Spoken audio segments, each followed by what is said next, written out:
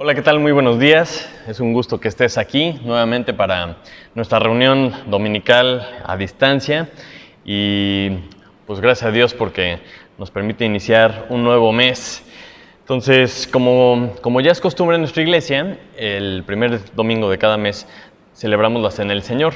Entonces te pido que apartes los elementos, un poquito de pan, un poquito de jugo de uva para poder tener este momento tan importante y compartirlo juntos aunque estemos a distancia. Y para esto te pido que me acompañes al pasaje que vamos a leer esta mañana, que se encuentra en Jeremías, capítulo 31, versículo del 31 al 34. Dice así la palabra de Dios. He aquí vienen días, dice Jehová, en los cuales haré nuevo pacto con la casa de Israel y con la casa de Judá, no como el pacto que hice con sus padres el día que tomé su mano para sacarlos de la tierra de Egipto, porque ellos invalidaron mi pacto, aunque fui yo un marido para ellos, dice Jehová. Pero este es el pacto que haré con la casa de Israel después de aquellos días, dice Jehová. Daré mi ley en su mente y la escribiré en su corazón, y yo seré a ellos por Dios, y ellos me serán por pueblo. Y no enseñará más ninguno a su prójimo, ni ninguno a su hermano, diciendo, conoce a Jehová, porque todos me conocerán, desde el más pequeño hasta el más grande, dice Jehová, porque perdonaré la maldad de ellos y no me acordaré más de su pecado. Este pasaje precisamente nos habla del nuevo pacto que tenemos con Jesús, que tenemos con Dios, y eso es lo que celebramos este día. Este pacto que fue firmado por la sangre de Jesús y que gracias a ese pacto, gracias a lo que Él hizo, podemos ahora ser parte de la familia de Dios. Y Él ha perdonado nuestra maldad, como dice, ha perdonado nuestros pecados y ya no se acuerda más de ellos. Esto es algo increíble, es una increíble bendición que tenemos y que podemos compartir unos con otros, y aparte es nuestra responsabilidad compartir con los que no lo sepan. La Cena del Señor nos sirve para recordar lo que Él hizo por nosotros y tenerlo presente todos los días de nuestra vida. Porque si Él hizo eso por nosotros, ¿qué podemos nosotros también hacer un poco por Dios? ¿Cómo debemos de vivir nuestra vida para agradarlo por lo que Él hizo por nosotros? Entonces, si tú has confiado en Jesús como tu Señor y Salvador, si te has arrepentido de tus pecados, te pido que me acompañes en este momento, que podamos compartir el pan y la copa. Y si tú no has hecho esto, si todavía no te arrepientes, si todavía no le entregas tu vida a Jesús, creo que es un buen momento para reflexionar. Es un buen momento para que puedas platicar con Él, puedas ponerte a cuentas con Dios y puedas entregarle tu vida. Qué mejor oportunidad que esta. Entonces vamos a tomar un minuto ahorita de oración para hablar con nuestro Padre, ponernos a cuenta con Él, y ahorita seguimos orando.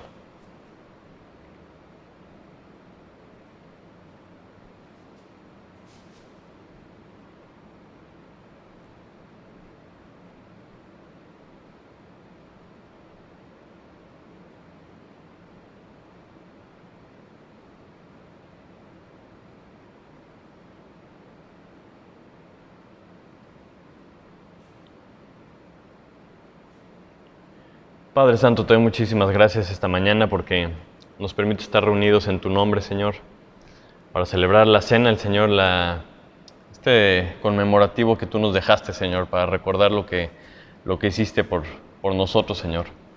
Al entregar a tu Hijo, a morir por nosotros, te doy gracias porque tenemos la oportunidad de recordarlo y celebrarlo libremente, Señor. Te doy gracias por la vida de cada una de las personas que están en este momento viendo este video, Señor. Te pido que guardes sus vidas, Señor, y que podamos tener presentes todos los días de nuestra vida lo que tú has hecho por nosotros, Señor. Gracias por tu sacrificio, gracias por la vida de tu Hijo, Señor, y gracias por este nuevo pacto que tú nos has ofrecido y que tú nos has sellado, Señor, con la sangre de tu Hijo. Te lo agradecemos en el nombre de Jesús. Amén. Y bueno, entonces, primero que nada, la noche que antes de que Jesús fuera entregado, dice que tomó el pan y lo repartió entre sus discípulos. Entonces vamos a bendecir en este momento el pan. Padre Santo, te damos muchas gracias por tu cuerpo. Gracias por haber entregado el cuerpo de tu Hijo para morir en nuestro lugar, Señor, para ser destruido, molido, Señor, por nosotros, por nuestros pecados. Gracias porque lo entregaste y de esa forma también pudiste pudiste entregar una solución, Señor, para que pudiéramos estar reconciliados contigo, Señor. Te damos muchas gracias por esto, te pido que bendigas este pan y te lo agradecemos en el nombre de Jesús. Y el apóstol Pablo nos dice, porque yo recibí del Señor lo que también os he enseñado, que el Señor Jesús, la noche que fue entregado, tomó pan, y habiendo dado gracias lo partió y dijo, tomad, comed, esto es mi cuerpo que por vosotros es partido. Haced esto en memoria de mí. Entonces tomamos el pan en este momento.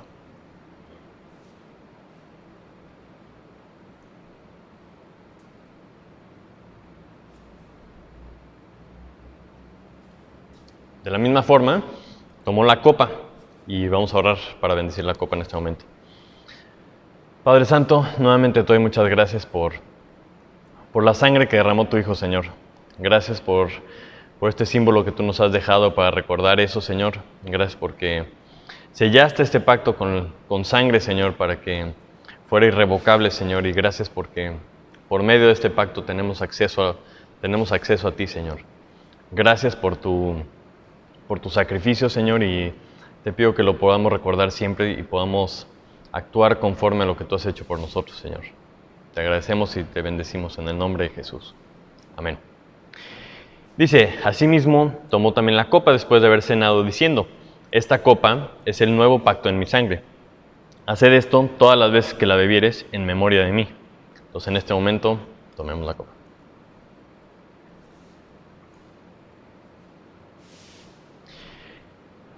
Y después nos dicen, así pues, todas las veces que comieres este pan y bebieres esta copa, la muerte del Señor anunciáis hasta que Él venga.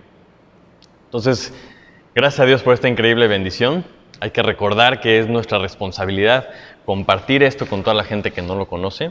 Tenemos que anunciar lo que Cristo ha hecho por nosotros a toda la gente que no lo sepa, a toda la gente que no lo conozca, hasta que Él regrese. Entonces, vamos a darle gracias a Dios. Padre, te agradezco muchísimo el hecho de que tú nos hayas dado acceso a ti por medio del sacrificio de Jesús, Señor. Gracias por su muerte, pero gracias sobre todo por su resurrección, Señor, porque venció a la muerte y nos puso el ejemplo de que tú cumples lo que dices, Señor, y podemos vivir confiados en ti, Señor, que tú cumples tu palabra. Y este pacto es increíble, Señor, porque tenemos acceso a ti gracias a Él. Te pido, por favor, que más gente te conozca, que más gente pueda gozarse junto con nosotros de esto que tú has hecho, Señor, y te alabo y te bendigo por eso. En el nombre de Jesús. Amén. Muy bien, y también como es principio de mes, normalmente festejamos a los cumpleañeros, a todas las personas que cumplen años este mes. Aprovechamos este momento para felicitarlos, para mandarles un abrazo virtual.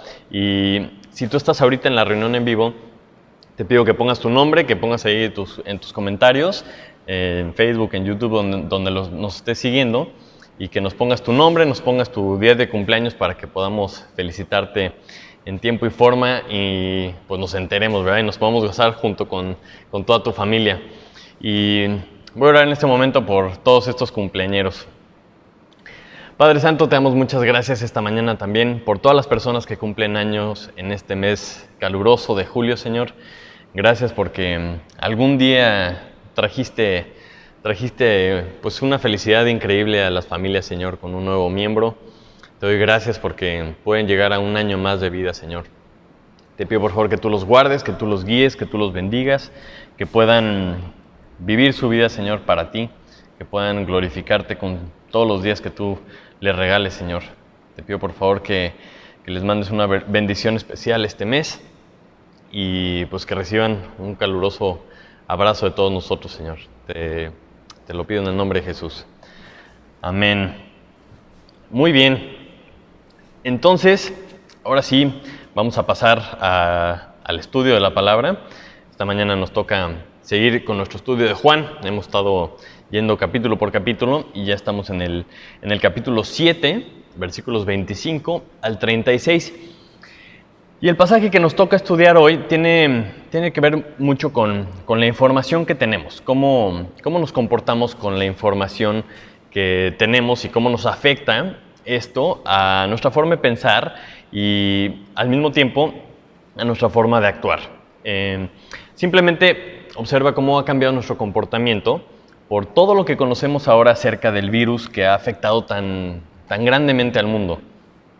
Y hemos cambiado nuestra forma de saludar, hemos cambiado nuestra forma de ir al súper. Casi que todas nuestras formas de interacción han cambiado por el conocimiento que tenemos de este virus, que es muy contagioso, que es muy peligroso.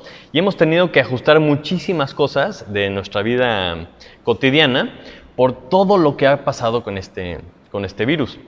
Las autoridades sanitarias nos recomiendan, ¿verdad? Nos comunican todo lo que ellos, desde su punto de vista, son las medidas que les parecen correctas que tomemos, ¿no? Las recomendaciones que nos hacen para evitar que haya más contagios, que se evite la propagación, que seamos más limpios, que nos lavemos las manos. Y ahora en todos los lugares a donde vamos ves que hay alcohol aquí, todos tenemos que usar cubrebocas y una serie de recomendaciones que nos hacen estas autoridades para evitar el mayor número de contagios posibles. Pero al mismo tiempo tenemos acceso o vemos de una forma u otra videos en donde aparecen personas diciendo que esto no es cierto, que nos están inventando algunas cosas para mantenernos encerrados, que en realidad no es tan grave este virus, ¿no? Y escuchamos ese tipo de videos. Incluso salen enfermeras o doctores, o lo que parecen ser doctores y enfermeras, diciendo que no es cierto, que los hospitales están vacíos, que no hay que hacer caso a estas recomendaciones.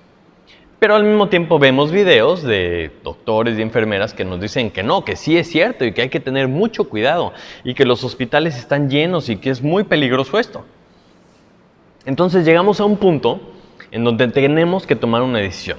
Tenemos que decidir a quién le hacemos caso. Y es una decisión que tomamos con casi toda la información que tenemos. Sobre cualquier tema. Es algo que alguien dice algo y tú tienes que tomar una postura, si le haces caso o no le haces caso. Pero cuando estamos hablando de un tema de vida o muerte, se vuelve mucho más importante fijarnos o entender a quién le estamos haciendo caso. Aquí es donde se puede poner difícil porque el definir a quién le hago caso o quién me está diciendo la verdad y determinar quién tiene la razón se vuelve sumamente importante. Ya sea que hagamos estas decisiones, que tomemos esta decisión de a quién le estamos haciendo caso de una forma consciente o no, siempre tomamos una decisión de hacerle caso a alguien, de confiar en lo que alguien nos está diciendo y esta fuente se vuelve nuestra autoridad en un tema determinado. Y el pasaje que nos toca estudiar el día de hoy, vamos a ver un grupo de personas que llegan a este punto en donde tienen que definir a quién le hacen caso. Si creer lo que Jesús está enseñando para vivir con seguridad, con confianza y con paz, o si rechazan la enseñanza que está dando Jesús y vivir con confusión, con incertidumbre, con ansiedad que esto trae por no tener esta confianza. Y nosotros cuando leemos este pasaje vamos a ser confrontados con la misma pregunta: ¿a quién le voy a hacer caso? Entonces te pido que me acompañes al Evangelio de Juan, capítulo 7, vamos a leer del 25 al 36, y la palabra de Dios dice así: Decían entonces unos de Jerusalén, ¿no es este a quien buscaban para matarle? Pues mirad, habla públicamente y no le dicen nada. ¿Habrán reconocido en verdad los gobernantes que este es el Cristo? Pero sabemos de dónde es, mas cuando venga el Cristo nadie sabrá de dónde sea. Jesús entonces, enseñando en el templo, alzó la voz y dijo: A mí me conocéis y sabéis de dónde soy. Y no he venido de mí mismo, pero el que me envió es verdadero, a quien vosotros no conocéis. Pero yo le conozco, porque de él procedo y él me envió. Entonces procuraban prenderle, pero ninguno le echó mano, porque aún no había llegado su hora. Y muchos de la multitud creyeron en él y decían: ¿El Cristo, cuando venga, hará más señales que las que éste hace? Los fariseos oyeron a la gente que murmuraban de él estas cosas, y los principales sacerdotes y los fariseos enviaron alguaciles para que le prendiesen. Entonces Jesús dijo: Todavía un poco de tiempo estaré con vosotros e iré al que me envió. Me buscaréis y no me hallaréis, y a donde yo estaré, vosotros no podéis venir. Entonces los judíos dijeron entre sí: ¿A dónde se irá este, que no le hallemos?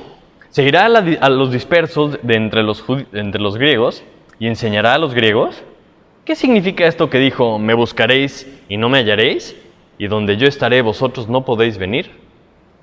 Hasta ahí vamos a leer la palabra de Dios. Padre Santo, te damos muchas gracias esta mañana por tu palabra, Señor. Gracias por el mensaje que tú nos traes. Gracias por la enseñanza que tú nos das, Señor. Te pido en este momento que tú abras nuestro corazón, Señor, que tu Espíritu Santo nos guíe, que quite cualquier estorbo que pueda haber y que podamos escuchar claramente tu voz, Señor. Te pido, por favor, que muevas nuestros corazones a tomar decisiones por ti, Señor, y que pongas en nosotros el querer como el hacer por tu buena voluntad, Señor. Te pido esto en el nombre de Jesús. Amén.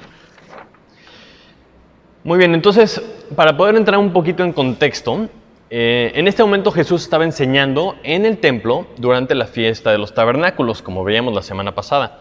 Y aunque ya ha sido rechazado muchas veces, como hemos visto, Él está hablando públicamente y exponiendo la hipocresía y la falsa justicia de los judíos. Entonces, el simple hecho de que Él estuviera enseñando enfrente de la gente causó mucha confusión a la gente, porque empiezan a cuestionarse, si este está enseñando aquí, alguien lo tuvo que haber permitido, le dieron chance de hablar, ¿cómo está esto? Que ya lo habrán reconocido, y pues porque para hablar enfrente de la gente, en ese entonces, tenía que tener cierta autoridad, y obviamente tenía que tener autorización de alguien, no podía cualquiera pararse y enseñar. No era tanto como hoy que cualquiera puede publicar cualquier cosa en internet, no le tienes que preguntar a nadie y sentimos que todos tenemos autoridad de cualquier cosa porque podemos hablar. En ese entonces no era así, alguien le tenía que dar autorización. Entonces la gente empieza a cuestionarse si está hablando allá al frente, ¿lo habrán reconocido? O sea, ¿sí le hacemos caso o no le hacemos caso? Y la pregunta que en realidad estaba en el fondo de la mente de estas personas era si Jesús era el Mesías o no. Entonces, en esta interacción que pudimos leer ahorita, podemos ver que las personas van a ser confrontadas con sus creencias y en qué están basando las opiniones o su postura. Y esta mañana vamos a hacernos 3 preguntas que nos pueden ayudar a identificar a quién le estamos haciendo caso, quién mueve nuestro punto de vista y en qué estamos basando lo que pensamos. Entonces, la primera pregunta es, ¿cuál es la autoridad en la que basas tus pensamientos? ¿En qué se basa lo que tú crees? Porque todos tenemos una autoridad. En cualquier tema tenemos una autoridad que nosotros mismos definimos. Es decir, escogemos a alguien que le vamos a creer. Esta autoridad es la que dicta nuestra postura, nuestras opiniones, y esa autoridad o autoridades moldean nuestra forma de pensar. Entonces, estamos pensando en este momento que la pregunta es, ¿este Señor es el Cristo o no es el Cristo? Es lo que estaban pensando. Regresemos al versículo 25 del capítulo 7. Decían entonces unos de Jerusalén, ¿no es este quien buscaban para matarle? Pues mirad, habla públicamente y no le dicen nada. ¿Habrán reconocido en verdad los gobernantes que este es el Cristo? Entonces, estas personas estaban preocupadas por lo que los gobernantes creían. Si habían determinado ellos que Jesús sí era el Mesías, y en pocas palabras podemos entender que lo que ellos estaban diciendo es que si los gobernantes creían que Él era el Mesías, entonces ellos también iban a creer o aceptar que Él era el Mesías. Este tipo de situaciones las hacemos muy seguido, lo hacemos casi en cualquier tema en nuestra vida. Definimos personas que de nuestro punto de vista son una autoridad en algún tema, y puede ser porque son personas que les va bien, o son personas que se visten bien, o puede ser que hablen bonito, que tienen poder, son exitosos en lo que hacen, o a lo mejor son muy inteligentes. Y no importa la razón que sea, pero escogemos como una autoridad en nuestra vida. Y en el momento que hacemos esto, lo que ellos dicen determina lo que nosotros opinamos. Entonces los buscamos para ciertas opiniones. Como una experta en moda, ¿no? Lo que ella diga, si ella dice que estos colores combinan, eso es lo que yo me voy a poner. Y yo decido que eso es verdad. Si este atleta, ¿no?, súper exitoso me dice que esta bebida es la que tengo que tomar, pues voy a tomar esa bebida porque a lo mejor así juego como él. Pero fíjate cómo muchas de nuestras opiniones se basan en lo que otros dicen sobre algún tema. Nosotros normalmente decidimos aceptar esas opiniones como fundamento para lo que nosotros opinamos. Basamos nuestras opiniones en lo que ellos dicen. Y ahorita no vamos a hablar todavía de si están bien o están mal esas opiniones. Simplemente es importante identificar que muchas veces permitimos que las opiniones de otras personas definan nuestra propia opinión. Y esto es muy común, sobre todo en temas en donde tenemos poca información o es algo que yo desconozco. Buscamos encontrar a alguien que sepa mucho de este tema y lo escogemos como nuestra autoridad a ese respecto. Entonces prefiero escuchar lo que él dice, a lo mejor a yo generar una postura respecto a una cosa. Pero además de esto, otra de las cosas en las que podemos basar nuestras opiniones, nuestras posturas o nuestros pensamientos es en el conocimiento que tenemos. Cuando conocemos algo en verdad o hemos leído sobre algún tema, normalmente podemos decir, esto que yo sé es en lo que baso la opinión que tengo. Y ese conocimiento se puede volver una autoridad para nosotros. Porque yo tengo este conocimiento y ahí genero mi opinión. Regresando al versículo 27, vemos cómo estas personas tenían una opinión basada en lo que sabían. Dice, pero sabemos de dónde es, mas cuando venga el Cristo, nadie sabrá de dónde sea. Entonces ellos dicen que sabían de dónde era Jesús y entonces su comportamiento se basa en lo que ellos conocían. Porque dicen, este no puede ser el Cristo porque sabemos de dónde es. Más se supone, ¿no?, que cuando venga el Cristo no vamos a saber de dónde es. De alguna forma habían llegado a esa conclusión. Algún pasaje, alguna interpretación de la ley les había dado este conocimiento de que mágicamente iba a aparecer el Mesías y que nadie iba a saber de dónde era. Entonces no creían que Jesús era el Mesías por lo que ellos sabían, entre comillas. Pero ¿qué nos dice la Biblia? Miqueas 5:2, por ejemplo, dice, pero tú, Belén Efrata, pequeña para estar entre las familias de Judá, de ti me saldrá el que será Señor de Israel, y sus salidas son desde el principio, desde los días de la eternidad. Está hablando de ese Señor que va a estar sobre todo Israel y va a salir de Belén. Entonces ahí tienen una pista, ¿no? Jeremías 23:5 también nos dice, he aquí vienen días, dice Jehová, en que levantaré a David renuevo justo, y reinará como rey, el cual será dichoso, y hará juicio y justicia en la tierra. Y Jeremías 33 también nos dice que brotará de David un renuevo. Entonces la Biblia nos dice que el Mesías iba a venir de Belén y que iba a ser descendiente de David, una ramita, un renuevo del linaje de David. Pero el conocimiento que ellos tenían los estaba alejando de Jesús. Y esto es muy delicado, porque lo que sabemos, el conocimiento que tenemos, muchas veces determina nuestro comportamiento. Como veíamos al principio, en todo esta situación que estamos viviendo en la vida, en el mundo ahorita con la pandemia, es un ejemplo muy claro de que cambiamos o nos ajustamos de acuerdo a la información que tenemos. Yo recuerdo escuchar al principio muchas personas diciendo que no era peligroso, que no era para tanto, que no era ni siquiera necesario usar el cubrebocas. Y muchas personas a lo mejor escucharon esto, lo creyeron y pues no cambió mucho su comportamiento.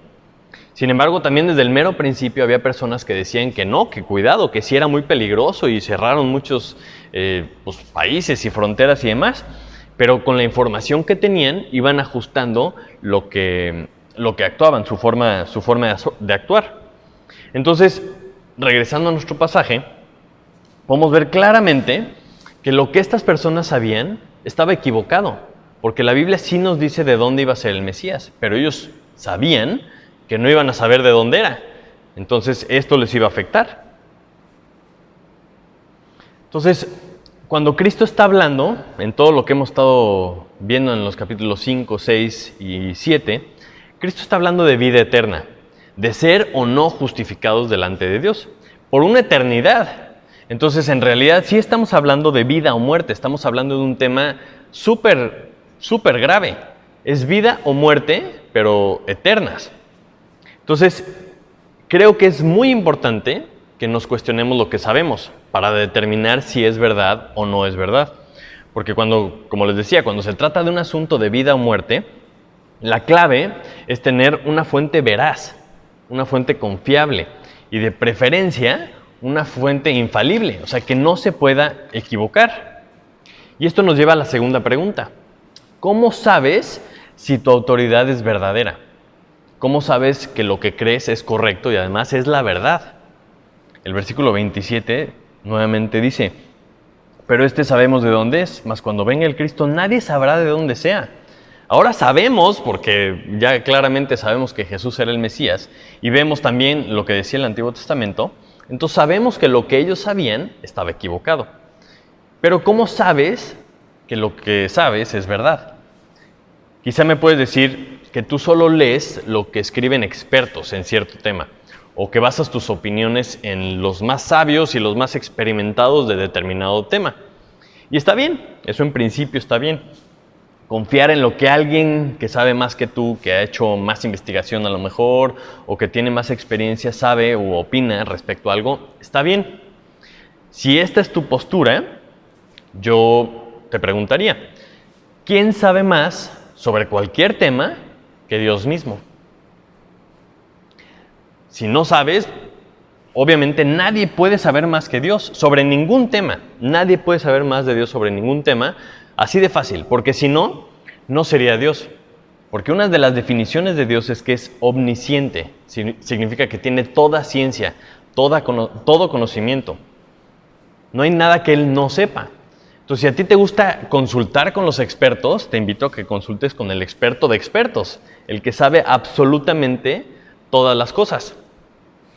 Y Jesús les contesta cuando están echándole o están contestándole con lo que ellos saben, el versículo 28 y 29.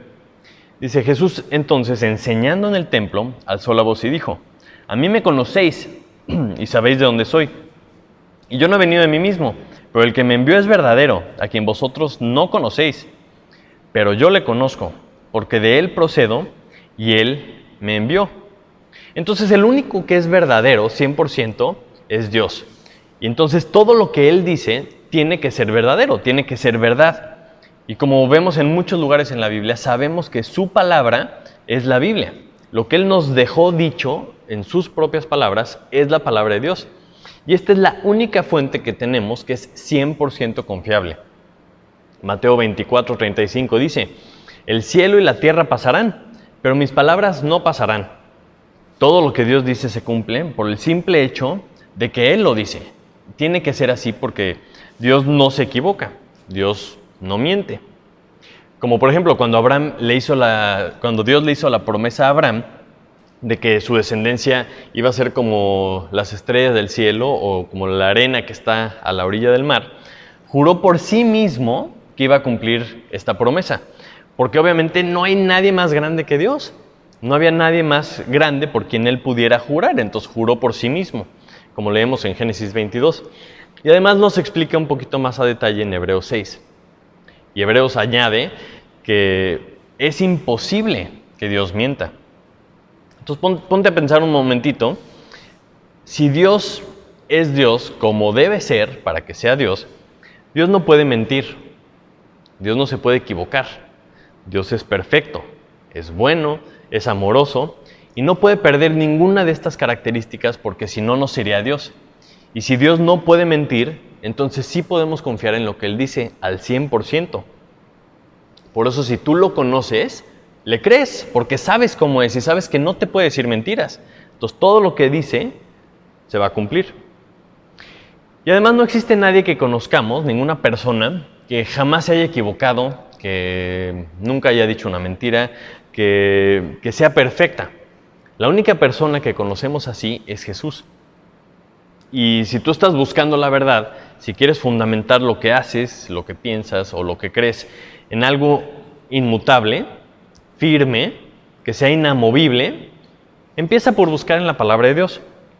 Como dice la segunda persona más sabia de todos los tiempos, el rey Salomón, en Proverbios 2 dice: hijo mío, si recibieres mis palabras y mis mandamientos guardares dentro de ti, haciendo estar atento tu oído a la sabiduría, si inclinares tu corazón a la prudencia, si clamares a la inteligencia y a la prudencia dieres tu voz, si como la plata la buscares y la escudriñares como a tesoros, entonces entenderás el temor de Jehová y hallarás el conocimiento de Dios, porque Jehová da la sabiduría y de su boca viene el conocimiento y la inteligencia.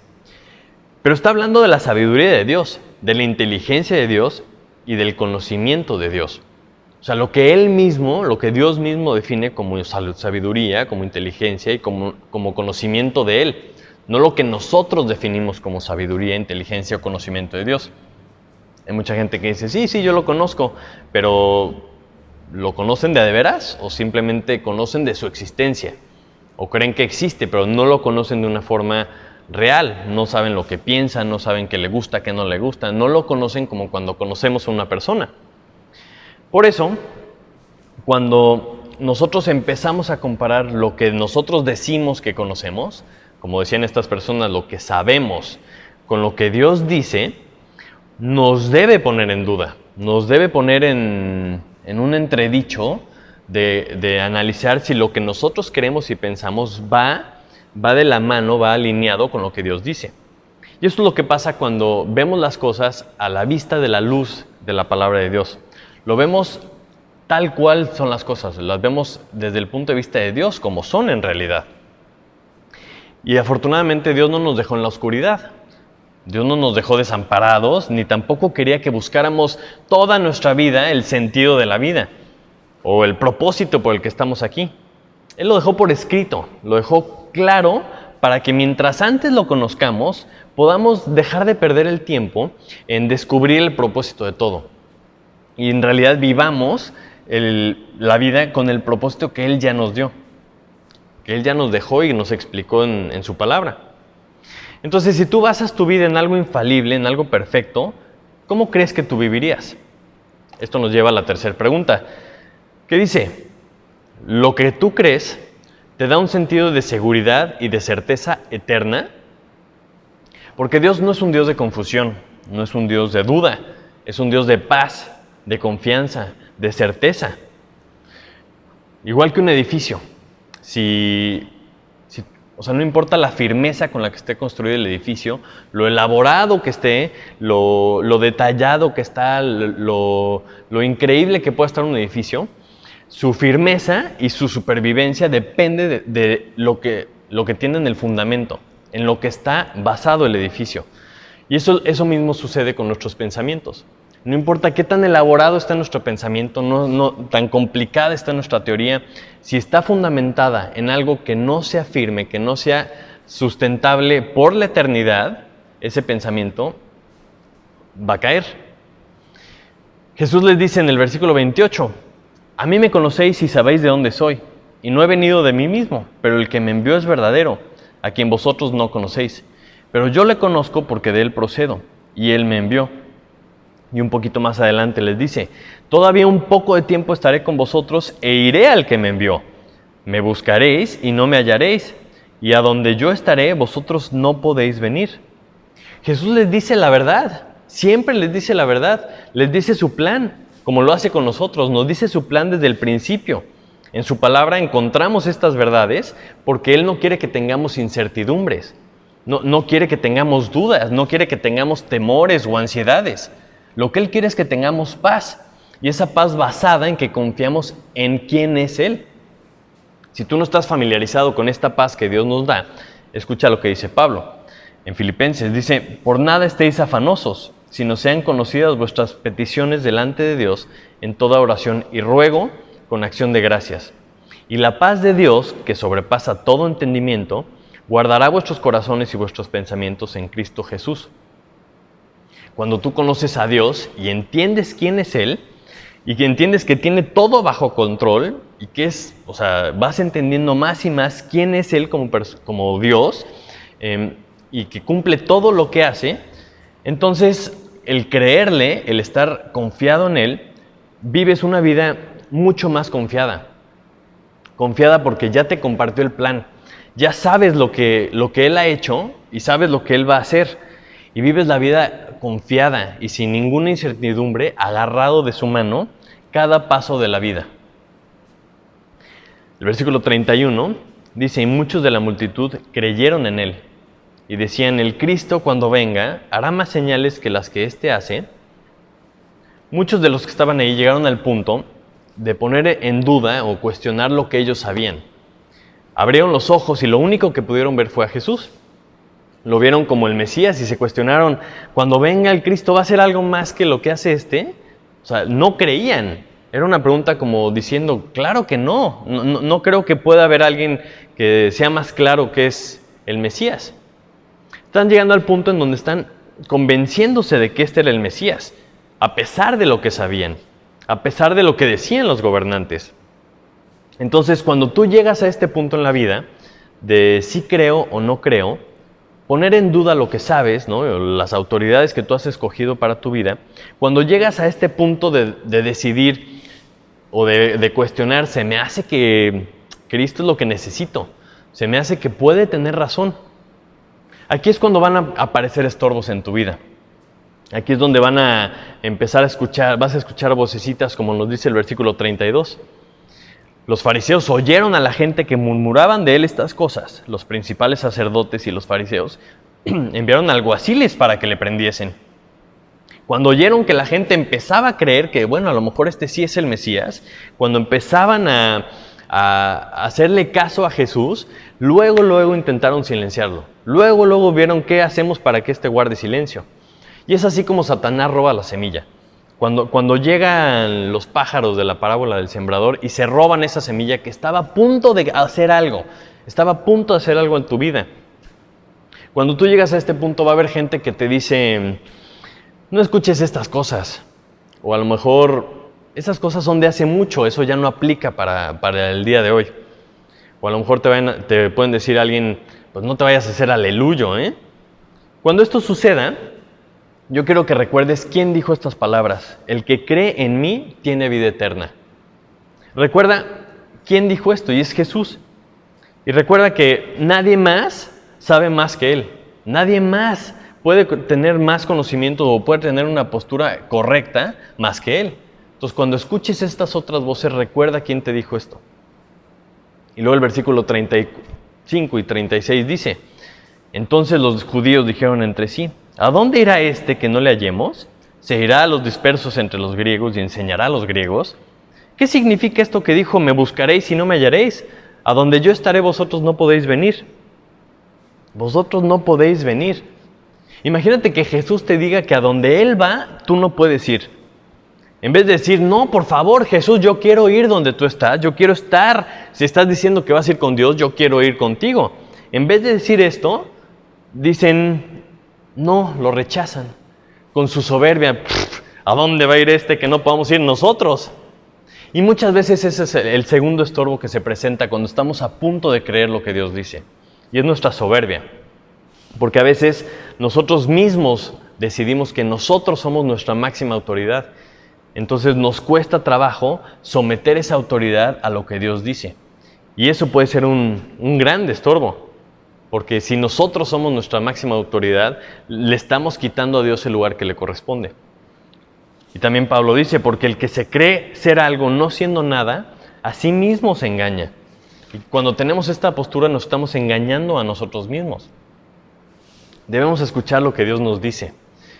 Proverbios 1:22 dice, ¿hasta cuándo, oh simples, amaréis la simpleza? ¿Y los burladores desearán el burlar? ¿Y los insensatos aborrecerán la ciencia? Volveos a mi reprensión. He aquí yo derramaré mi espíritu sobre vosotros y os haré saber mis palabras. Dice, vuélvanse a mí, reacciona. Dios te está ofreciendo darte de tu espíritu y te está ofreciendo enseñarte su palabra. Su palabra para que sepas lo que Él dice y para que te guíe paso a paso. Entonces esta mañana la pregunta a la que somos enfrentados es si Cristo es el Mesías o no. Si Cristo es tu Salvador o no. Si lo vas a recibir como tu Salvador o no. Solamente tú puedes decidir esto. Solamente tú puedes escoger si es o no es. Nadie más puede decidir por ti. A lo mejor puedes pensar que no lo necesitas porque otras personas que tú consideras muy inteligentes y más sabias que tú dicen que no necesitas a Cristo. O a lo mejor puedes pensar que no lo necesitas por el conocimiento que tienes, lo que has leído o lo que sabes. Pero ¿te has puesto a pensar qué pasa si esas personas están equivocadas? ¿Te has puesto a pensar qué pasa si esas fuentes en las que tú confías están mal? Esto es un asunto de vida o muerte eternas. Y no hay una fuente más confiable que Dios mismo. Dios nos dice que todos pecaron y están destituidos de la gloria de Dios. Nos dice además que la paga del pecado es la muerte, la separación eterna de Dios. O sea, no podemos ir a donde Jesús está por culpa del pecado. En el cielo, sentado a la diestra de Dios, nosotros no podemos ir allá.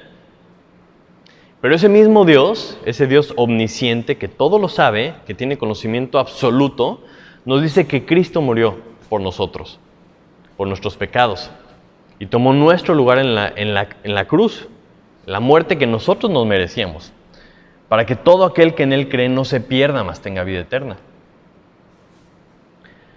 Ahora, si tú ya creíste en Él, lo mismo aplica para tu vida. ¿Para qué la estás viviendo? O mejor dicho, ¿para quién la estás viviendo? Ese mismo Dios que envió a Jesús a morir por nosotros, nos dio un propósito para vivir.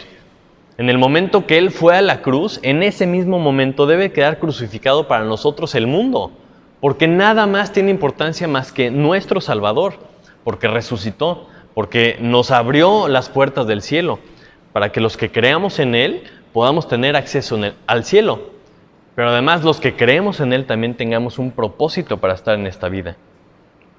Nuestro vivir debe ser por Cristo y para Cristo, en todo lo que somos y en todo lo que hacemos. Entonces, sea cual sea tu situación, mientras más pronto creas y entiendas que todo se trata de Él y todo es para Él, más pronto tomará rumbo tu vida. Más pronto también vivirás confiado. Más pronto tendrás paz que sobrepasa todo entendimiento. Y más pronto entenderás que todo lo que Dios dice es porque te ama. Vamos a orar. Padre Santo, te doy muchísimas gracias por tu palabra. Gracias porque nos dejaste escrito, Señor, a detalle todo lo que tú quieres y todo lo que nosotros tenemos que hacer, Señor. Gracias porque abriste las puertas del cielo por medio de la muerte de tu Hijo, Señor. Gracias porque tenemos acceso a ti por ese sacrificio que hizo Jesús, Señor.